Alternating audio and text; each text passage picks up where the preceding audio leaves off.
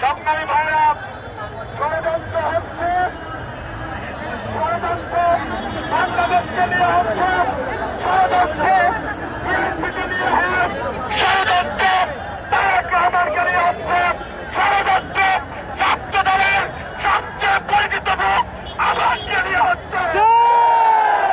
আমরা 28 অক্টোবরের ভয় পাই নাই, নিবন্ধন নির্যাতনে ভয় পাই নাই, চিঠি লিখতে ভয় পাই নাই, আরুল আমাকে ভয় দেখাতে পারে নাই, হাজিরা ভয় দেখাতে পারে নাই, আজকের প্রধানমন্ত্রীর কাছে আবার মাথা নত করবে না।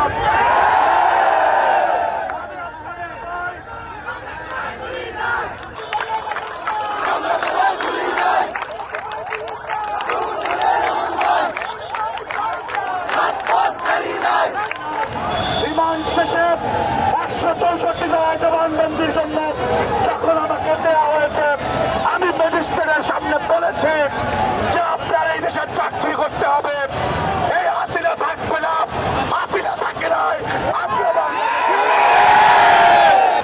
আমরা দেখেছি পলাতক স্বৈরাচার ওই নভেম্বরে কর্মসূচি দিয়েছে, ঢাকায় নাকি লকডাউন করবে।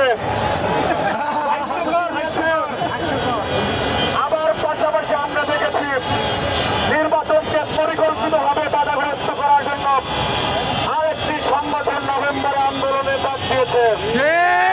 কেমন কেমন জানি গন্ধ লাগে যে 71-এর পরাজিত শক্তি আর 24-এর পরাজিত শক্তির মধ্যে গোপনে গোপনে প্রেম হয়ে গিয়েছে।